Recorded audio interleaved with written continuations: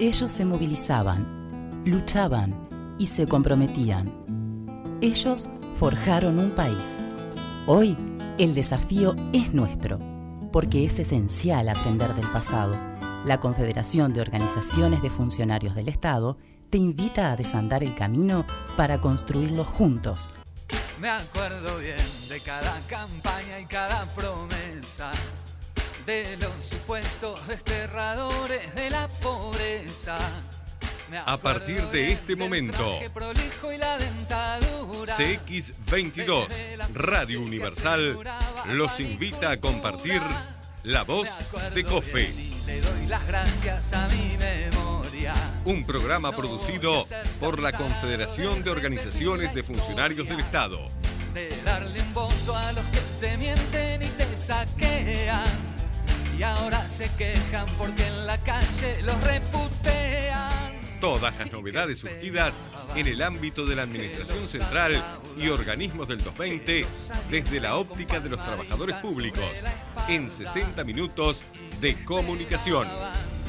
Un monumento no haría falta porque su cara La Voz de COFE. Mientras acá sopla otro viento y ustedes tiemblan al ver los barrios en movimiento.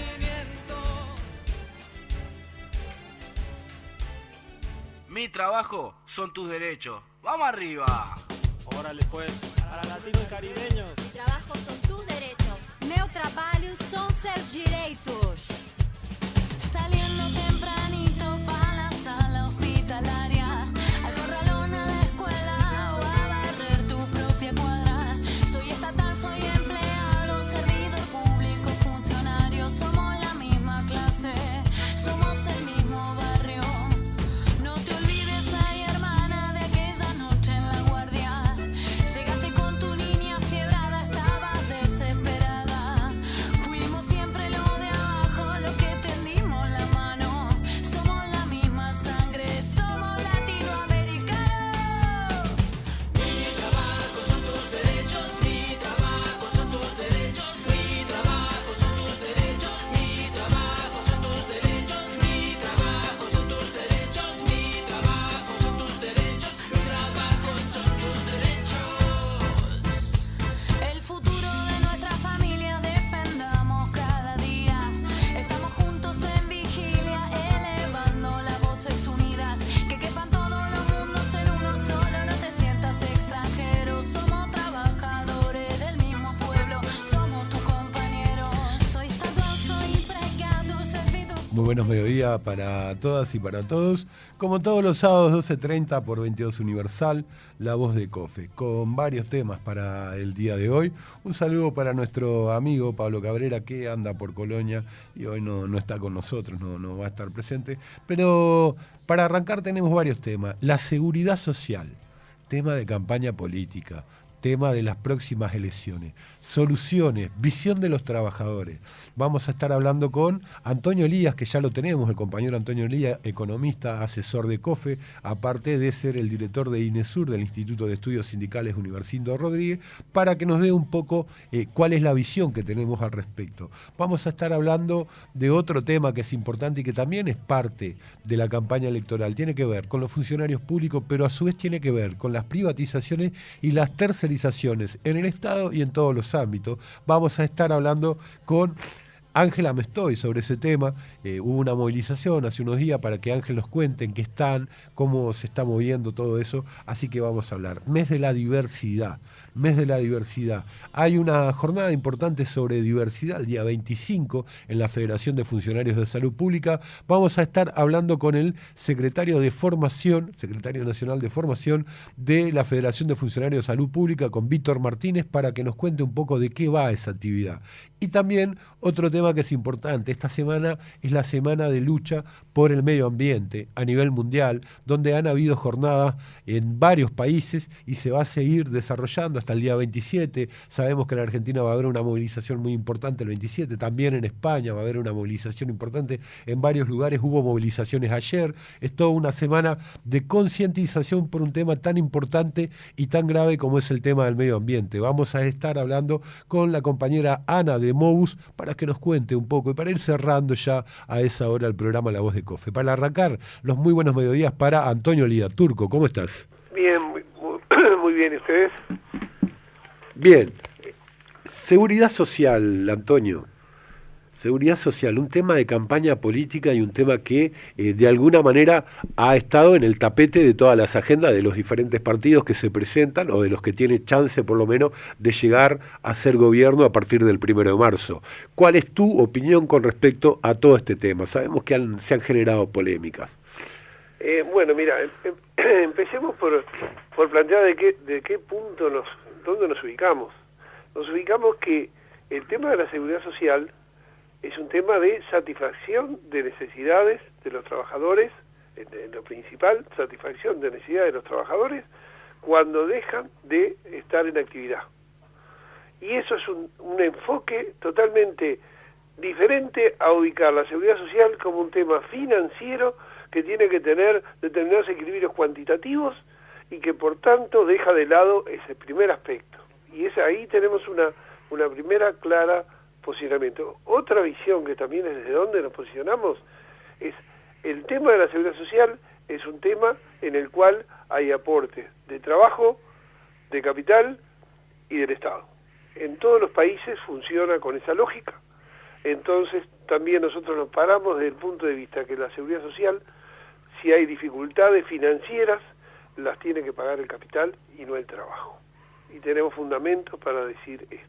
Entonces digo, primer enfoque, nos ubicamos desde el lado de los trabajadores y desde el lado de satisfacción de necesidades y no del lado de los intereses de capital y del lado de los equilibrios de las cuentas financieras.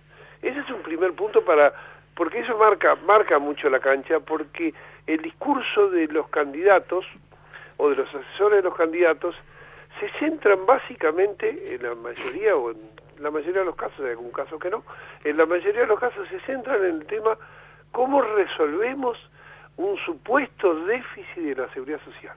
En particular, ¿cómo resolvemos el supuesto déficit del Banco de Previsión Social, que es el organismo que atiende a la mayor parte de los trabajadores uruguayos?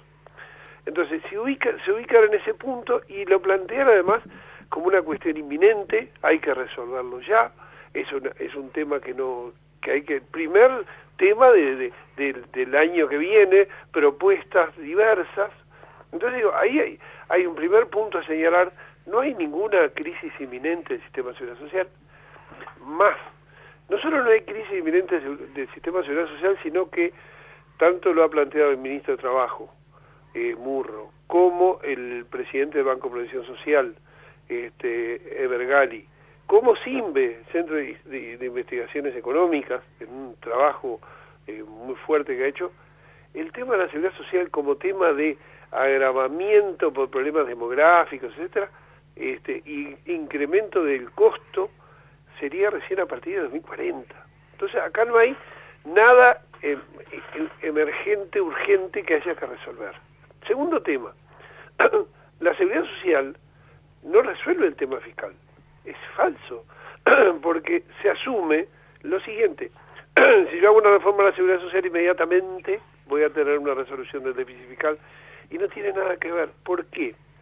Porque la seguridad social, lo que se paga de seguridad social es un stock, o sea, una cantidad acumulada de personas que a lo largo del tiempo se fueron jubilando y tienen sus jubilaciones, pensiones, etcétera, ya adjudicadas.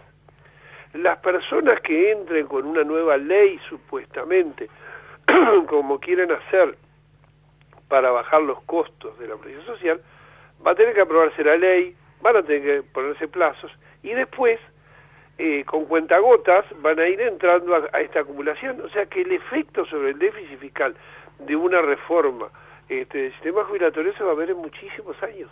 O sea, no resuelve el 4,9.9 de déficit fiscal que tenemos hoy. Entonces, primero, desarmemos esto.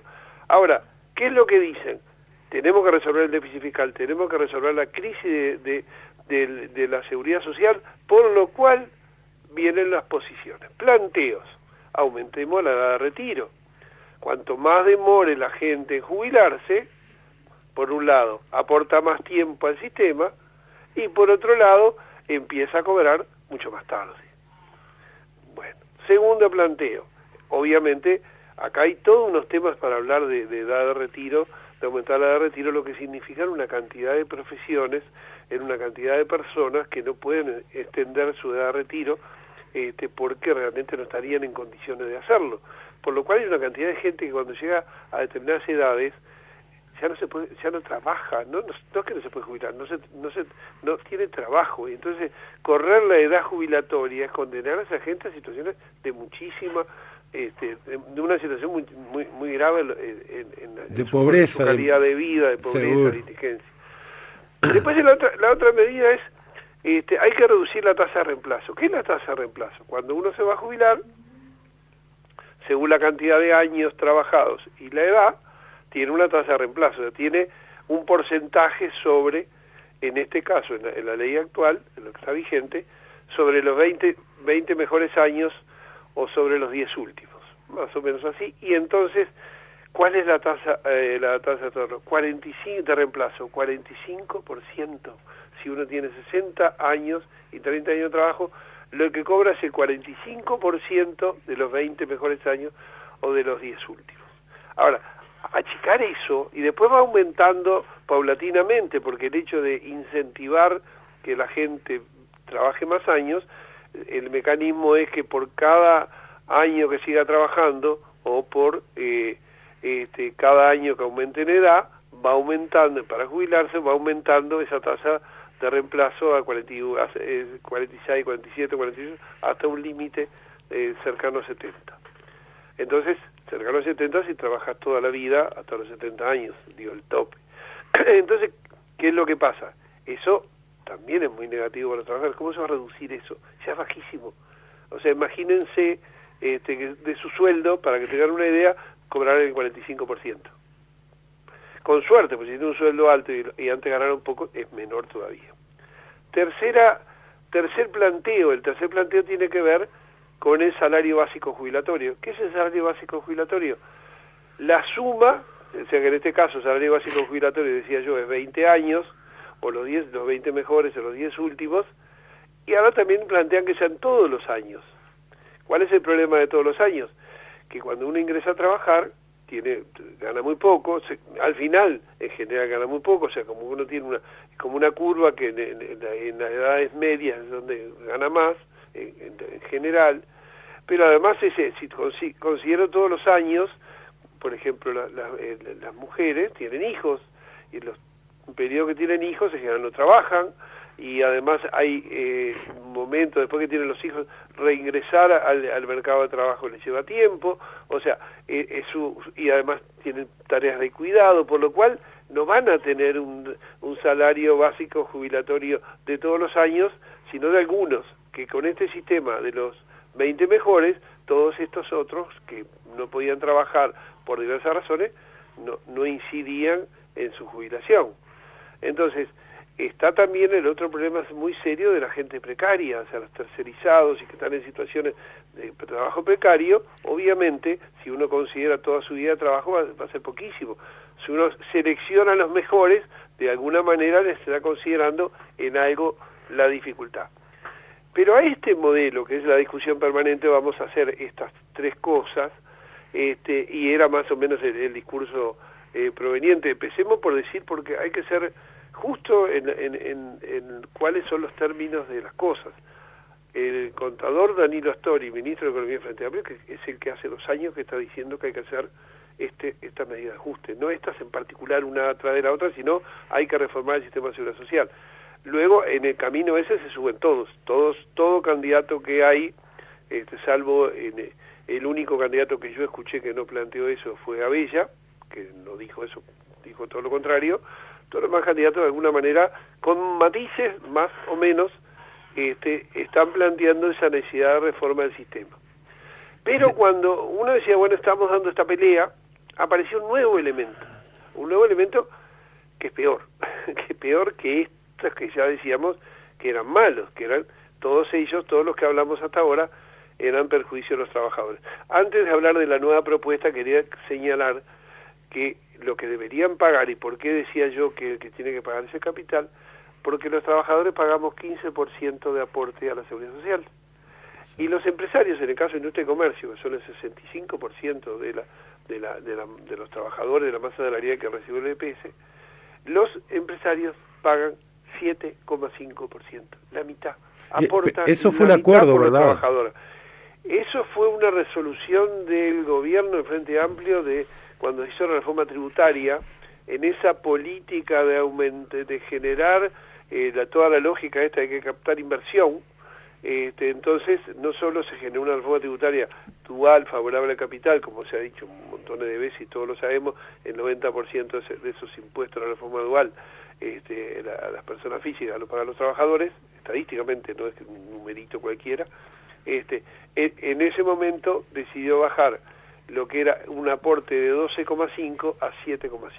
Entonces, si hay déficit o hay dificultades, bueno, primero súbale el aporte a los empresarios hasta el 12,5, hasta el 15 que pagan los trabajadores, tomando en consideración, por supuesto, la situación de los pequeños productores, los pequeños comerciantes, tanto productores de campo y la ciudad. O sea, no es bueno, vamos a ver cómo le trazamos la cabeza a la gente, podemos hacerlo en forma gradual, porque el factor más crítico se estaría dando en 2040 o 2043 según Simber. En fin, que lo que tenemos es que hay soluciones para financiarlo con aportes y también hay soluciones para financiarlo con las exenciones tributarias a capital, porque capital tiene exenciones tributarias muy fuertes, que son cerca de un 3% del producto, por la ley de promoción de inversiones y por la zona franca, en la cual ahora viene UPM.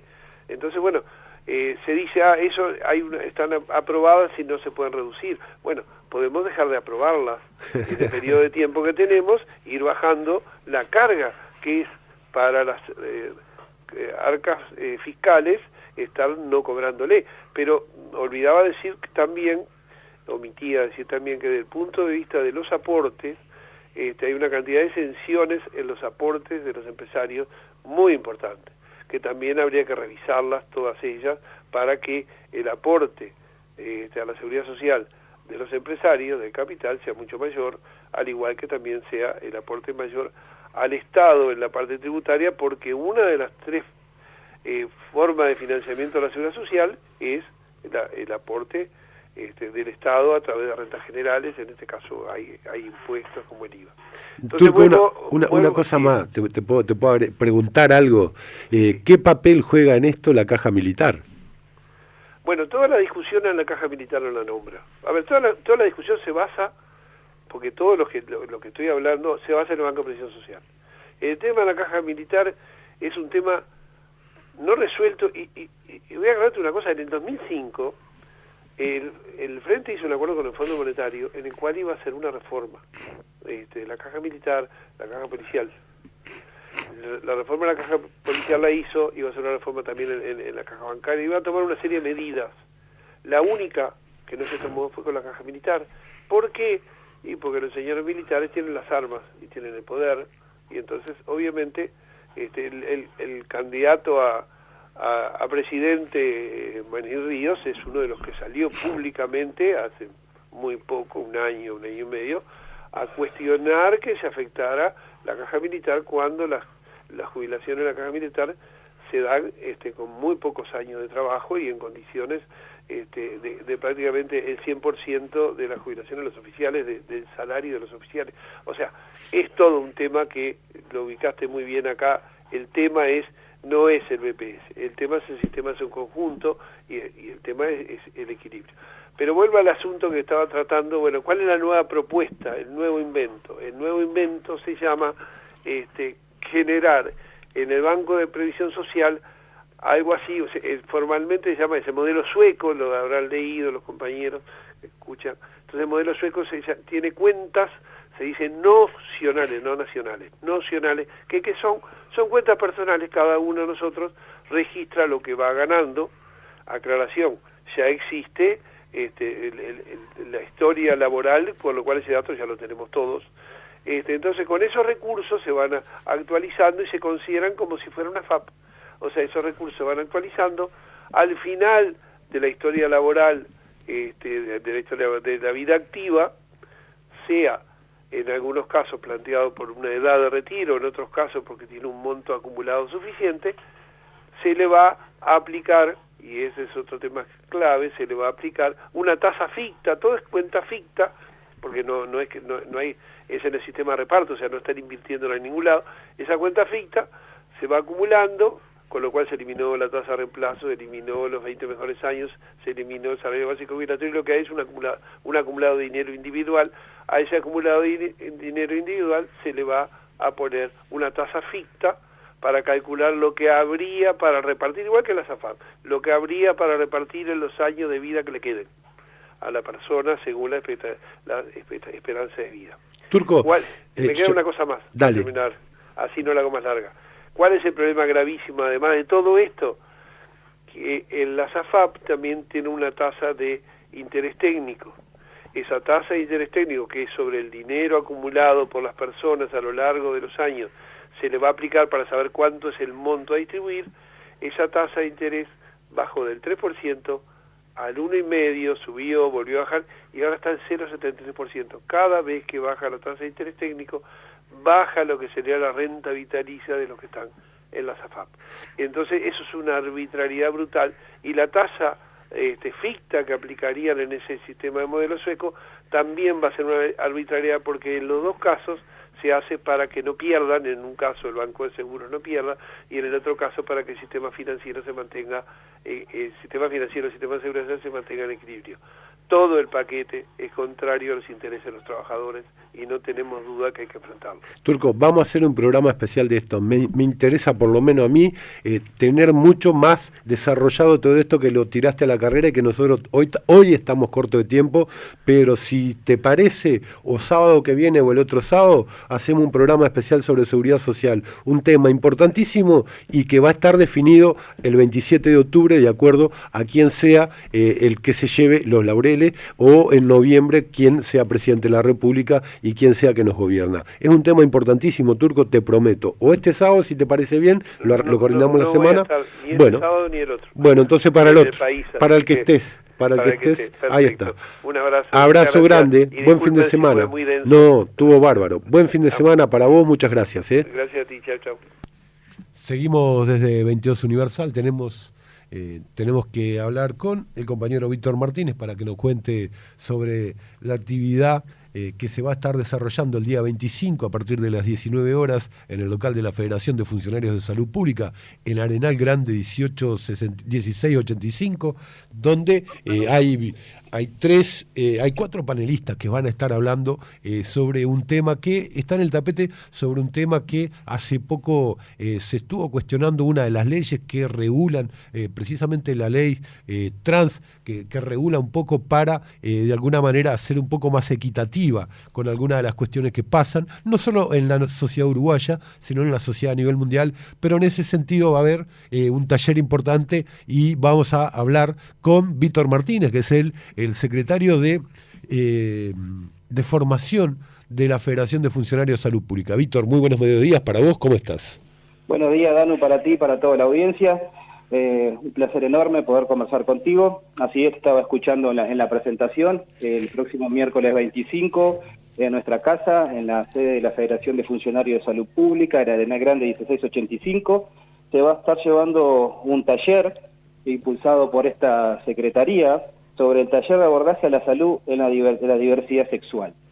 Me parece que era importante poner esto en el tapete en este mes, debido a que se conmemora una nueva fecha más sobre lo que es la marcha, sobre el día de la diversidad de género, y bueno, y la federación, y lo que me compete a mí, llevar esta secretaría adelante, no podía dejar pasar por alto este tema tan importante.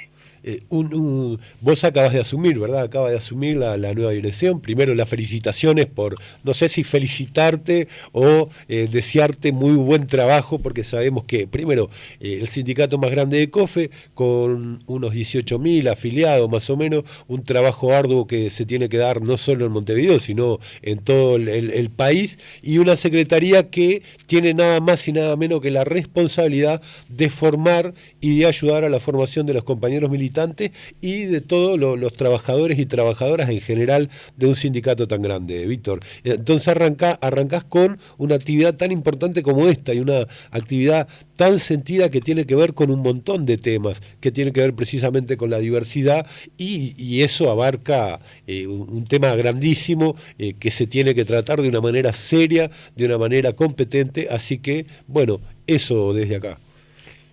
Bueno, la verdad que sí, Danubio, tú ya has hecho un resumen sobre todo esto. Es un tema muy delicado, es un tema en el cual todavía estamos en una sociedad que es muy reacia al tratar con este tipo de temas cuando se nos pone en el tapete. Digo, es difícil mantener a toda la población en convivencia, en trabajo. Digo, por eso digo, desde esta secretaría, a través de los panelistas que van a estar ahí, dando sus charlas en ese taller, esperemos concientizar un poquito más a los trabajadores.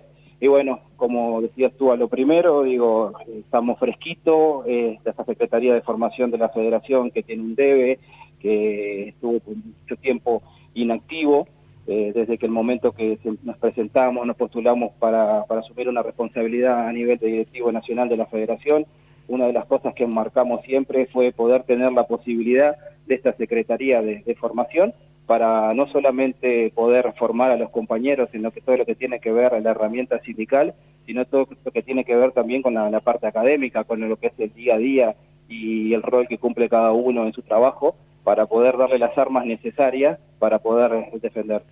Empezamos con un taller en Montevideo, ampliado, un taller abierto, que no es solamente para los funcionarios de la Federación de Salud Pública. Digo, en las horas próximas pasadas, digo, la compañera que trabaja junto con nosotros en esa secretaría, la compañera Analia Barceló, estuvo haciendo un trabajo muy importante, porque teníamos la fecha encima, y haciendo las invitaciones a los demás sindicatos, a las demás organizaciones. Y bueno, me parece que esto viene viento en popa, y para hacer nuestro primer taller estamos con mucha expectativa y esperemos que va a ser todo un éxito con los panelistas que tenemos, ¿no? Bien, Víctor. Bueno, la idea nuestra era amplificar un poco todo eso desde acá, darle el lugar que corresponde en un mes acotado de un montón de cuestiones, ¿no? Un mes que está lleno de actividades y de cuestiones importantes. Entre ellos es el mes de la diversidad, el 27 obviamente que está la movilización, también es el mes del medio ambiente, y vaya que temas importantes toma septiembre, ¿no? La primavera toma dos temas que son importantísimos y que tienen que ver, por un lado, con la sociedad, y por otro lado, con nuestro hábitat, con nuestro lugar de vida como el medio ambiente. Así que era un poco eso, darle difusión. Obviamente vas a reiterar ahora la hora, el lugar, si te acordás de los panelistas, para hacer la invitación a través de la voz de COFE a todos quienes quieran participar este 25 ahí en Arenal Grande 1685, corregime si no es así. Así es, Danubio, correcto. Digo, el miércoles 25, hora 17, se va a estar llevando el taller. Vamos a contar con la presencia del doctor Daniel Márquez, médico referente en atención de policlínica vulnerable. También vamos a estar con la presencia de un locatario, el compañero licenciado Pablo Cabrera, en representación de los trabajadores en el directorio de ACE. Vamos a tener también la visita de la compañera Cecilia Sánchez, proveniente del departamento de Paysandú, la profesora, integrante de Policlínicas de Atención Integral a Personas Trans. Y bueno, estaríamos también con la presencia del licenciado en Psicología, Fernando Rodríguez, docente de la UDELAR. La invitación está abierta, como dije al principio, para todos los compañeros del sindicato y también para los compañeros referentes de organizaciones fuera y de sindicatos también hermanos, en los cuales ya se le ha llegado mandado la invitación y está teniendo una gran aceptación de lo que se están comprometiendo con la confirmación para hacer este taller. Bien. Víctor, sabemos que andás corto de tiempo, sabemos que trabajar es todos los días para ustedes y sabemos que hay responsabilidades que cumplir. Agradecemos estos minutos para la voz de COFE, seguiremos hablando, obviamente que cada vez que haya una actividad trataremos de darle la amplificación que corresponde desde acá, así que muchas gracias por tu tiempo, buen fin de semana y nos vemos el 25 en la Federación. Bueno, Tanu, muchas gracias por permitirme salir al aire y darle difusión a este tema tan importante como tú lo has dicho y poder llegar a todos los compañeros del país y que estén atentos. Digo que en próximas semanas estaremos lanzando otro tipo de cursos con el cometido y el propósito y el fin que nos hemos puesto como trabajadores de que asumimos esta responsabilidad, que es la capacitación y la formación de todos los compañeros. Buen fin de semana para vos, Víctor. Igualmente para ti y para todos. Un abrazo, Danubio. Bien, nosotros seguimos desde La Voz de COFE, ya nos vamos a tener que ir a una pausa. Ahí me mira el operador, trajo lentes nuevos, usted pasó por Óptica Rubio, 18 de julio 21.99, ahí 23% de descuento en todos tipos de lentes, menos en lentes de contacto que tiene un 18% si usted está afiliado a COFE. Para comer al mediodía le recomiendo, si usted todavía no almorzó, Centro Bar en Colonia y Rondó, 10% de descuento para los afiliados a COFE. Volvemos después de la pausa con más información.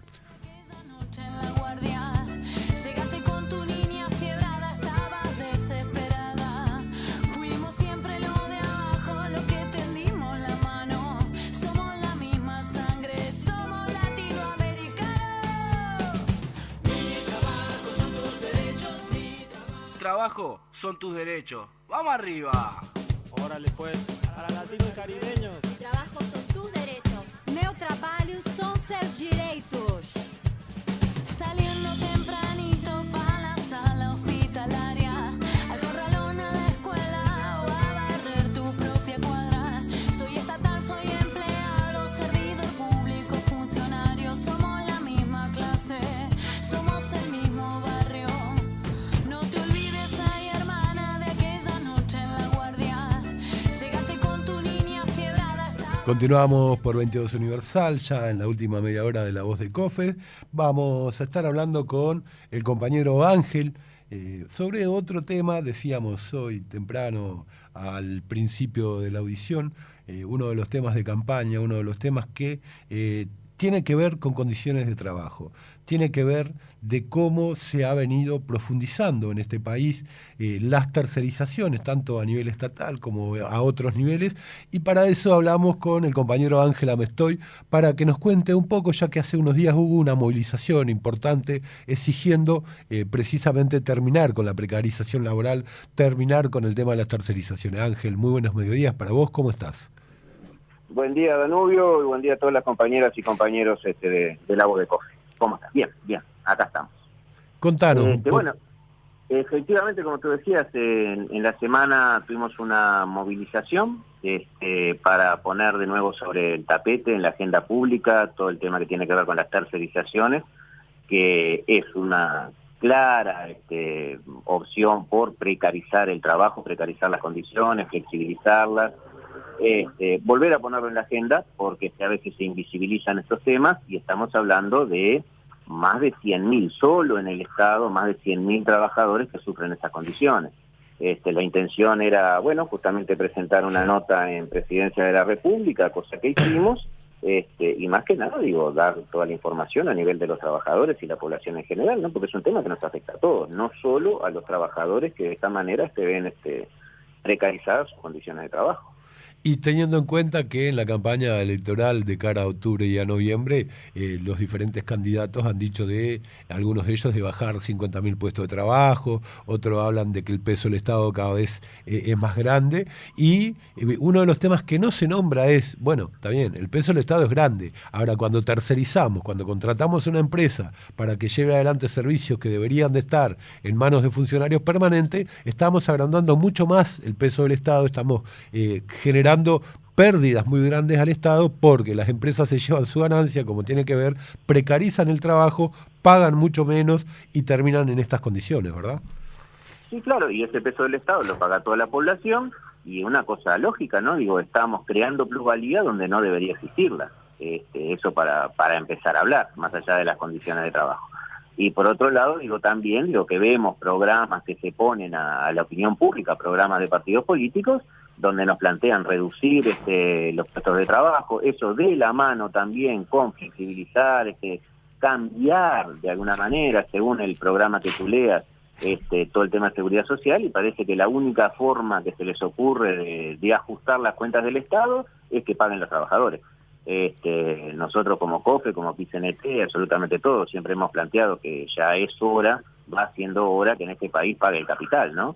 El déficit fiscal se lo reduce también ampliando el espacio fiscal, justamente, viendo todo el tema de exoneraciones fiscales, en definitiva que pague el capital, no tiene por qué caer sobre los hombros de los trabajadores las cuentas públicas. Además, tengamos claro, el rubro cero no es de peso como para abatir el déficit fiscal. Prácticamente digo, son cosas que a veces parecen obvias, pero hay que recalcarlas una y otra vez y empezar a deconstruir lo que se va instalando en la opinión pública, en la población, que todo parece que somos los trabajadores públicos que cargamos sobre el resto de la población el costo de nuestro salario, ¿no? Que tampoco son maravillas. No, y aparte, si nosotros leemos atentamente, hace unos meses salió un manifiesto de las cámaras empresariales, por llamarlo de alguna manera, donde, por un lado, se reconocía que los capitalistas no han podido generar un aumento de sus ganancias en los últimos tiempos, y que en los únicos lugares donde ha habido crecimiento real es donde ha intervenido el Estado. Entonces, contradictorio, porque plantean después que hay que reducir el Estado, y cuando el Estado es quien está garantizando que siga habiendo crecimiento en cuanto al tema de la recaudación, en cuanto al tema del empleo, en cuanto al tema de condiciones. Entonces es contradictorio que en una campaña electoral donde se reconoce que el papel del Estado ha sido fundamental para ese crecimiento, por otro lado decía, bueno, está bien, pero hay que reducirlo porque hay que darle ganancia a los privados. No, lo que están planteando en una forma muy clara es que hay que reducir los planes sociales, hay que reducir todos los derechos y demás de los pobres, pero vamos arriba con las subvenciones al arroz, y vamos arriba con las exoneraciones fiscales y las compensaciones económicas. Con eso está bien el costo del Estado, ¿no? Subsidiemos los bancos, pero que lo paguen los pobres. Esa es la idea que tienen las cámaras empresariales. Claro, pero además, donde ha intervenido el Estado, ha habido crecimiento. Entonces también es sacarle ese poco crecimiento que ha podido, haciendo maravillas al Estado, generar en este tiempo, para pasarlo a los privados. O sea, más allá de todo eso que vos planteás, está lo otro. Bueno, desintegremos y pasemos, porque esta ganancia se la tienen que llevar privado, no se la tiene que llevar el Estado. Eso es más complicado. Y en eso tiene que ver todo el hecho de las privatizaciones y de las tercerizaciones a nivel estatal. No, sin duda lo hemos planteado. De una plantilla de unos 280.000 trabajadores, de 120.000 sean tercerizados, es complicado, es para verlo, pero claro, pasa que hay que deconstruir absolutamente todos los discursos que tiene la población. Durante muchísimos años se ha planteado el peso de los funcionarios públicos, o que los funcionarios públicos no trabajamos. Pero a ver, por otro lado se compara con otros países, Europa, además, cuál es el peso del Estado, y estamos por debajo de esas medias en cuanto a la cantidad de funcionarios públicos.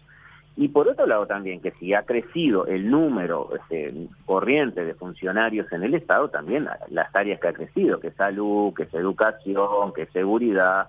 Entonces, achicar el costo del Estado quiere decir justamente lo que te están diciendo es: queremos nosotros como privados intervenir en la propia gestión del Estado, quitar soberanía y ponerla en nuestros bolsillos, volver a comercializar todo lo que es la salud, todo lo que es la educación. Eso es lo que te están pidiendo, eso es así de claro, y eso se recoge en programas de gobierno, lamentablemente. Sí. Y eso los trabajadores lo tenemos que tener bien claro, ¿no? Hay programas de gobierno que se ofrecen a la ciudadanía que están planteando continuar enriqueciendo los bolsillos de los privados, ¿no? Sí. Es así lo que están diciendo. Totalmente. Y bueno, el gobierno en alguna manera, como PIT-CNT hemos presentado un proyecto de ley para empezar a discutirlo, los trabajadores, en función de regularizar esto, organizar un poco las condiciones de trabajo, y hasta ahora no hemos tenido respuesta del sistema político. Así de claro, del sistema político no hemos tenido ninguna respuesta, y pasan años, y bueno, nos parecía que en plena campaña electoral estos temas que siguen escondidos, en algún momento tienen que ser recogidos. Exactamente. ¿Cómo sigue esto, Ángel? Bueno, nosotros vamos a seguir insistiendo, golpeando todas las puertas, movilizando trabajadores, sobre todo también llevándole a cada plenario del interior, haciendo el mayor esfuerzo para poner el tema en cada lugar donde hay trabajadores.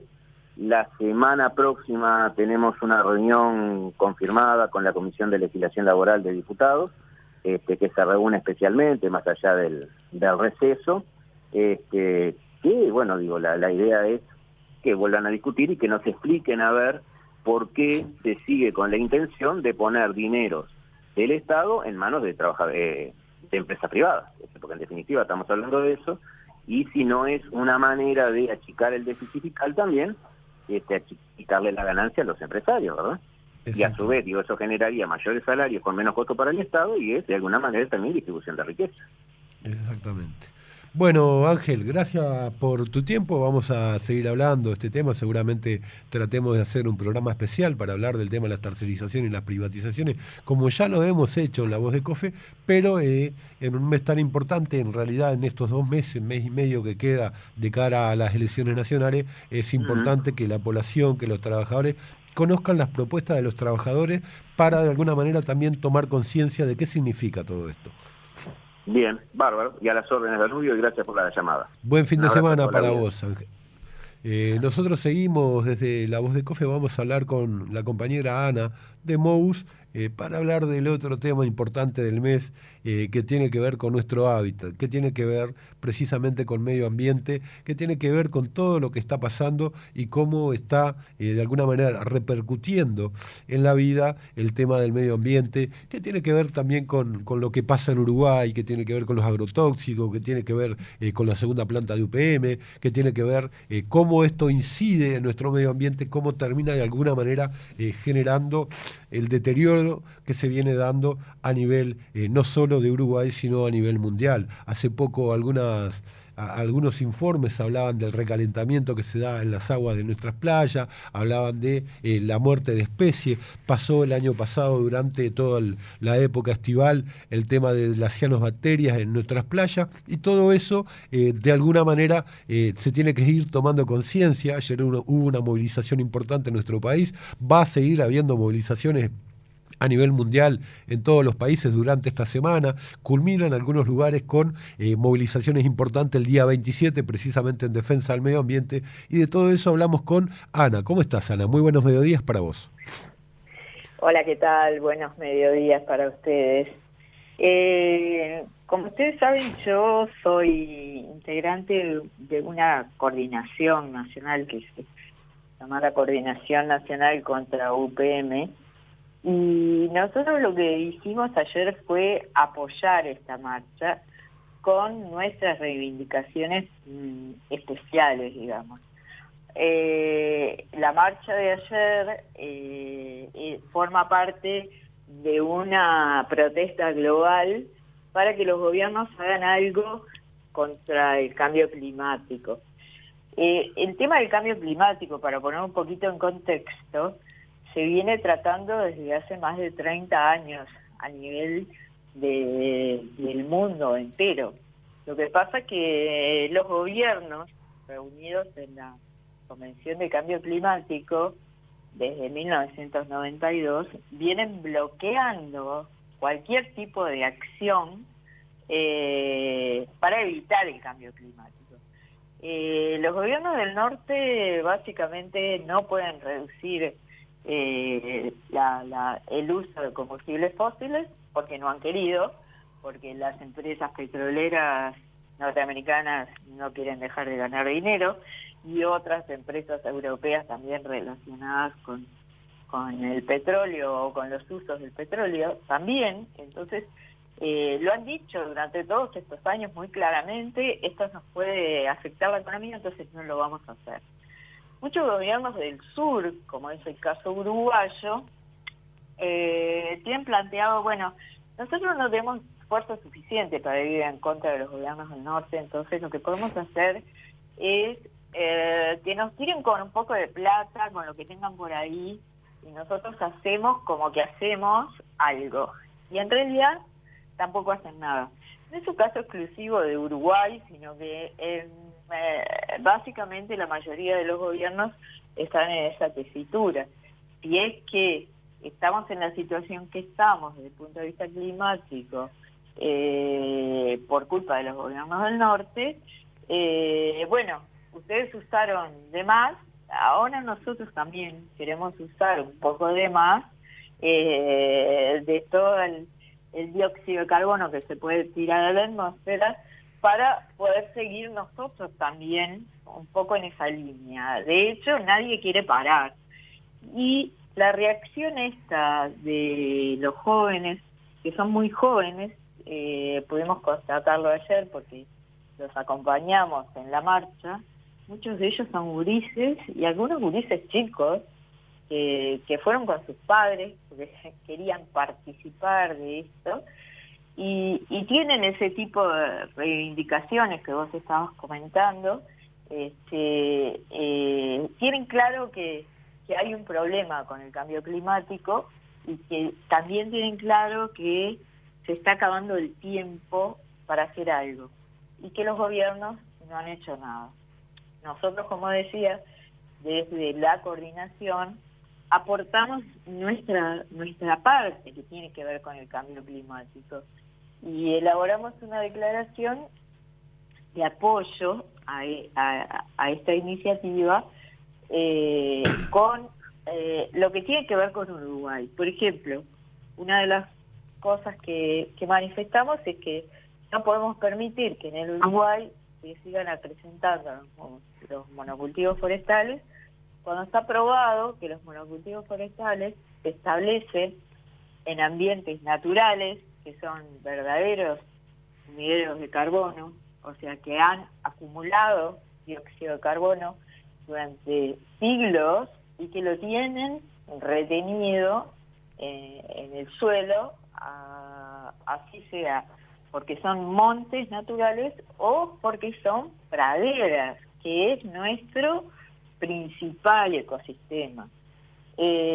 Cuando los forestales dicen vamos a poner árboles y así va a haber mayor captación de carbono, en realidad están mintiendo, porque lo que va a pasar con esos árboles es que los árboles van a, digamos, a asumir carbono de la atmósfera durante el tiempo de crecimiento, pero para eso se va a tener que estropear, digamos, el ambiente donde se ponen esos árboles, y por tanto todo este carbono acumulado va a desaparecer, y además los árboles se van a cortar, se van a trasladar, se van a utilizar camiones. Eso va a significar muchísimo mayor uso de combustibles fósiles, y por otro lado también el tema de la instalación de más fábricas de celulosa.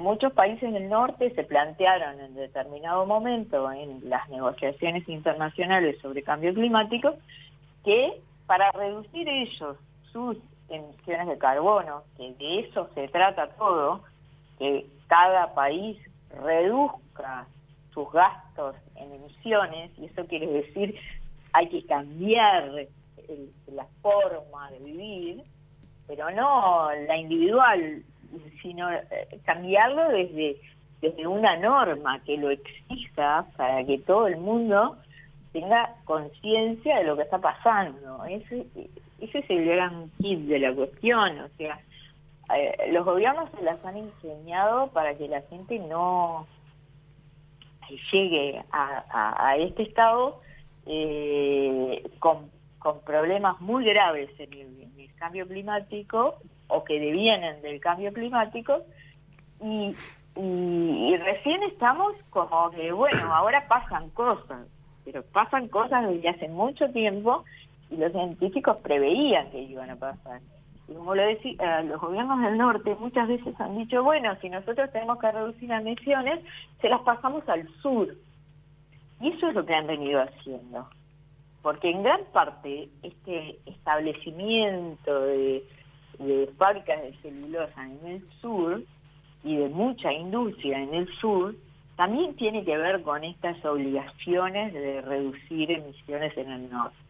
Entonces nos pasan a nosotros la pelota, nos hacen responsables, porque mañana estas conversaciones internacionales también van a ser responsables a los países del sur de que resulta que ellos se liberaron y ellos hacen buena letra y ellos ponen carteles de que estamos caminando por un camino mucho más neutro desde el punto de vista climático, y los países del sur nos estamos cada vez embromando más por distintas razones, y una de esas razones, y que la que nos compete a nosotros, porque por algo estamos en esta Coordinación Nacional contra la UPM, es el establecimiento de no de una, ni de dos, ni de tres fábricas de celulosa, sino todas las que el país pueda soportar. Lo que nosotros decimos que el país, desde el punto de vista de nuestra evolución como país, ya no puede soportar más. Por esto que tú estabas diciendo, o sea, las cianobacterias han dado un claro aviso de que los ríos ya no soportan más cantidad de fósforo, que es el principal causante de las cianobacterias, conjuntamente, por supuesto, con el tema de que hay cambios en el clima, hay mayor cantidad de concentración de calor en los tiempos que hay calor, y ya vimos que mayor cantidad de frío también en los tiempos que hay frío. Eso forma parte de las fluctuaciones que se están viendo por el tema del cambio climático.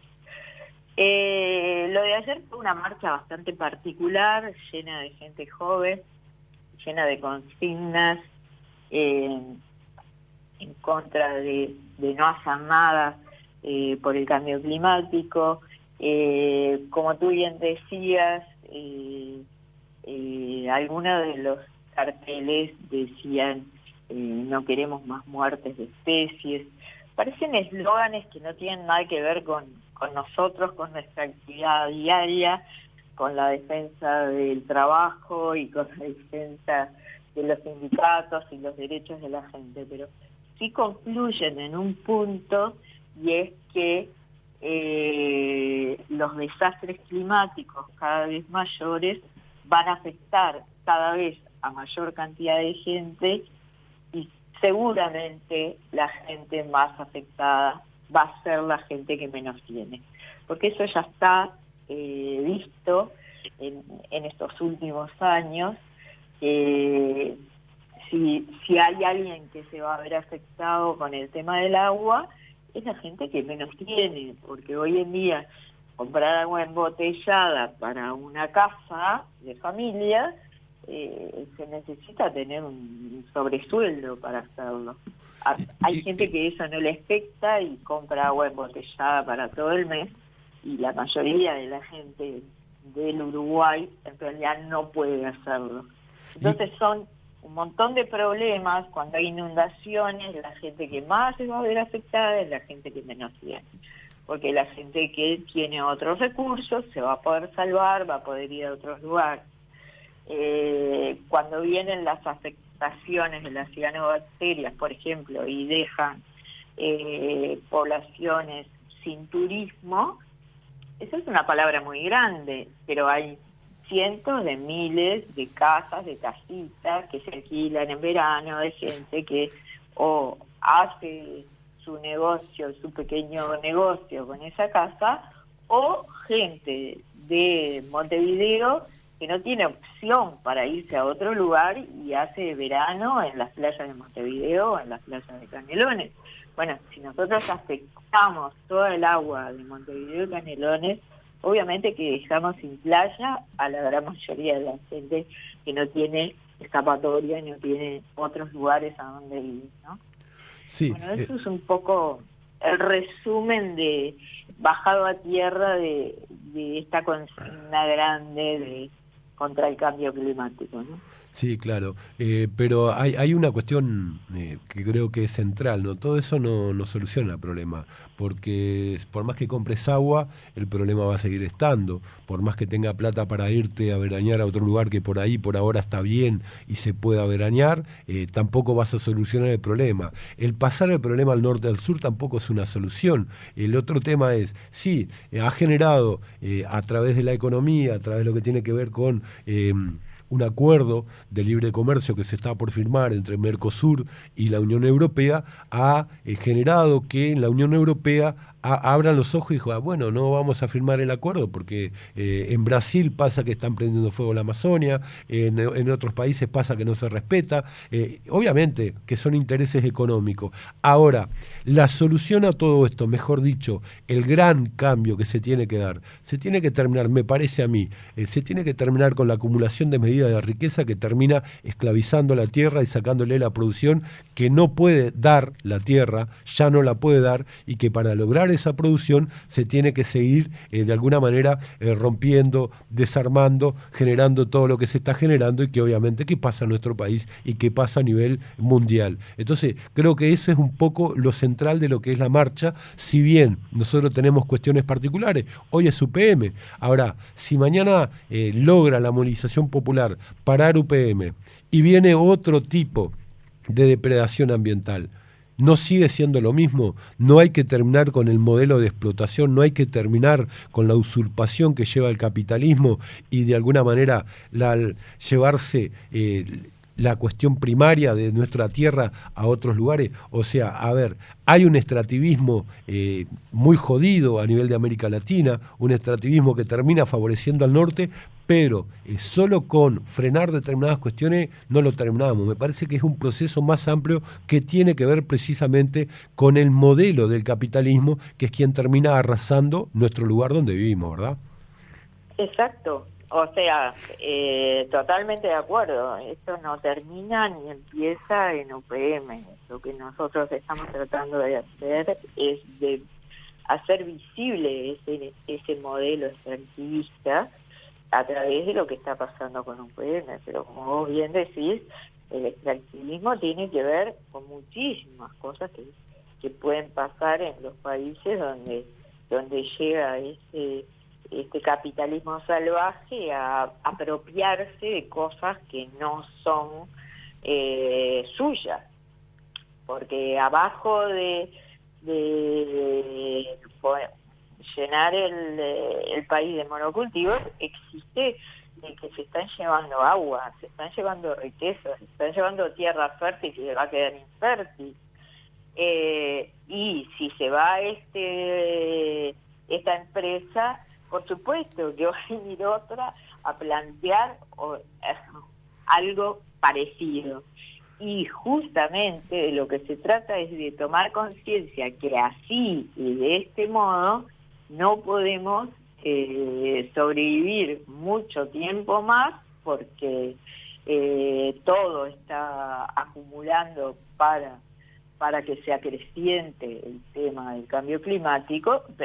Digo esto porque esta marcha de ayer fue específicamente convocada por jóvenes para que se tome conciencia del tema del cambio climático. Exacto. Pero bueno, tomar conciencia de eso significa una larga cadena de cosas de las cuales tenemos que tomar conciencia para bien nuestro y para nuestra sobrevivencia. Yo mencionaba el tema de que la gente con menos recursos va a ser la eso más, no hay duda, perjudicada, porque no, una vez cuando nosotros decimos todos vamos a ser perjudicados, ojo, todos no están todos, porque hay gente que se va a ir salvando, como se ha ido salvando durante todos estos años, claro. Pero hay gente que no tiene alternativa. Estamos y de es acuerdo. nada de poder mirarlos con ojos de, a ver, ¿quién se salva? Hay quienes no tienen salvación, porque no tienen recursos para poder decir, bueno, de esta me sigo salvando. Un poco eso es lo que ha venido pasando todos estos años, o sea, los más ricos se han salvado, se siguen salvando, tienen recursos, tienen formas de... Y muchas veces también se ve la política y la economía en clave de crecimiento, desarrollo, que son palabras totalmente inútiles para marcar lo que está pasando en un país. Por ejemplo, Ana, si hubiera una catástrofe enorme, aumentaría muchísimo el PBI, pero aumentaría muchísimo. estamos de acuerdo. Y hay países que lo están viendo así, lo están viendo como un proceso de inversión. Entonces hay otra mirada para la cuestión, ¿no? Ana, se me terminó el tiempo hace 4 minutos. Sí, te dejé seguir hablando porque estaba interesante. Dale. Disculpa, pero Dale. se nos fue el programa. Dale. Vamos a seguir hablando. Vamos a intentar Dale. hacer algún programa especial de medio ambiente para confrontar todas las miradas. Capaz que por ahí, cuando vuelva Víctor Baqueta de Europa, que anda en una recorrida, algún compañero más, y poner todo esto que es un tema tan sensible, tan importante para las generaciones futuras. Gracias por tu tiempo. Buen fin de semana. Bueno, muchas gracias a ustedes. Un abrazo grande. Nos vamos. Chau. Buen fin de semana. Trabajo son tus derechos. Meu trabalho son seus direitos. Saliendo tempranito para... Nos encontramos. ¿Cuándo? El próximo sábado. ¿En dónde? En 22 Universal.